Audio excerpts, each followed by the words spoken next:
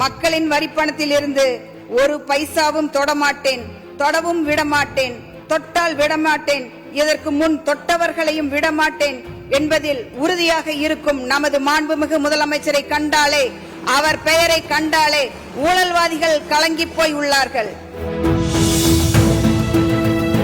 எண்ணி துணிக கருமம், துணிந்த பின் எண்ணுவது என்பது இழுக்கு. குறள் 467. அதாவது ஒரு செயலை தொடங்குவதற்கு முன் நன்கு திட்டமிட வேண்டும். அந்த வகையில் இன்று இந்த அரசு தாக்கல் செய்துள்ள நிதிநிலை அறிக்கை வெறு வரவு செலவு கணக்கு அல்ல, தமிழ்நாட்டின் அடுத்த தலைமுறைக்கான வளர்ச்சி பாதையை வகுக்கும் தொலைநோக்கு ஆவணமாக நான் பார்க்கின்றேன்.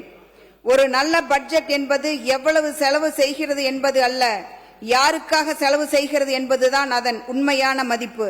இந்த பட்ஜெட்டை பார்க்கும்போது ஒரு விஷயம் தெளிவாக தெரிகிறது. விவசாயத்திற்கு நம்பிக்கை, மாணவர்களுக்கு எதிர்காலம், பெண்களுக்கு அதிகாரமளித்தல், இளைஞர்களுக்கு வேலைவாய்ப்பு, தொழில்துறைக்கு ஊக்கம், முதலீட்டாளர்களுக்கு நம்பிக்கை, தமிழ்நாட்டிற்கு வளர்ச்சி.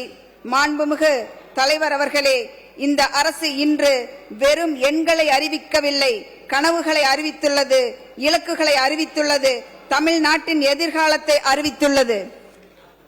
மாண்புமிகு பேரவைத் தலைவர் அவர்களே, தமிழ்நாட்டில் கடந்த காலத்தில் நடைபெற்ற ஆட்சி மெத்தன போக்கால் மிகவும் பாதிக்கப்பட்டு மாநிலத்தின் நிதிநிலை மிக மோசமான நிலைக்கு தள்ளப்பட்டு புதிய திட்டங்களை செயல்படுத்துவதற்கான நிதி ஆதாரம் குறைவாக உள்ள நிலையிலும் இப்படி ஒரு மகத்தான மக்கள் நல பட்ஜெட்டை தாக்கல் செய்து ஒரு வரலாற்று சாதனை படைத்துள்ளார் நம் முதலமைச்சர். அரசியல் வரலாற்றில் இதுவரை காணாத மாபெரும் மக்கள் புரட்சி உருவாக்கி ஒரு சரித்திர சாதனை படைத்து வரும் மாண்புமிகு தமிழக முதல்வர் அறிவித்த திட்டங்கள் ஒவ்வொன்றும் ஏழை எளிய மக்களின் வரவேற்பை பெற்றுள்ளது.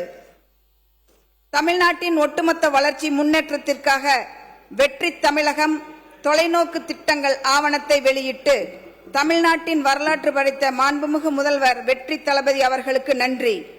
2036 ஆண்டுக்குள் தமிழ்நாட்டை 1.5 டிரில்லியன் அமெரிக்க டாலர் பொருளாதாரமாக உயர்த்த செயல் திட்டங்கள் வகுத்த தளபதி அவர்களின் மன உறுதியை தமிழ்நாடே வியந்து பாராட்டுகின்றது.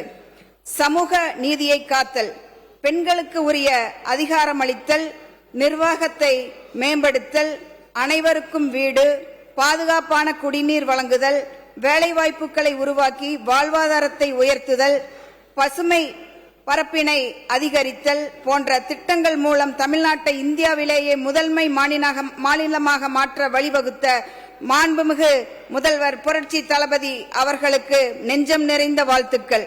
கடந்த பல ஆண்டுகளாக லஞ்சம் ஊழல் தலைத்து சீர்கெட்ட நிர்வாகத்தை சரி செய்ய ஊழல் முற்றிலுமாக ஒழிக்கப்பட்டு லஞ்ச ஊழலற்ற ஆட்சி வழங்கி மக்கள் வரிப்பணம் முழுமையாக மக்களுக்கு கொண்டு வந்த மாண்புமிகு முதல்வர் வெற்றி தளபதி அவர்களை இதையும் சுத்தியோடு நன்றியை காணிக்கையாக்குகின்றேன்.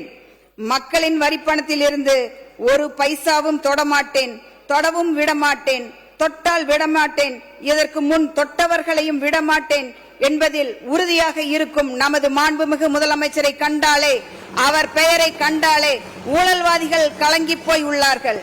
சரக்கு மற்றும் சேவை வரிகளில் நேரடி தொடர்பற்ற பத்திரப்பதிவு மற்றும் சுங்க நடவடிக்கைகளை கண்காணிக்க முழுமையான கணினிமயமாக்கல் என தகவல் தொழில்நுட்ப உதவியுடன் எடுத்து வரும் முன்னெடுப்புகளை காரணமாக தமிழ்நாடு அரசுக்கு கூடுதலாக ரூபாய் 15,000 கோடி வரை கிடைக்கும் என்பதை மக்கள் மகிழ்ச்சியுடன் வரவேற்கின்றார்கள். 2026-27 ஆண்டுக்கான வேளாண்மை நிதிநிலை அறிக்கையில் பல முக்கிய திட்டங்கள் அறிவிக்கப்பட்டுள்ளது மகிழ்ச்சி அளிக்கிறது.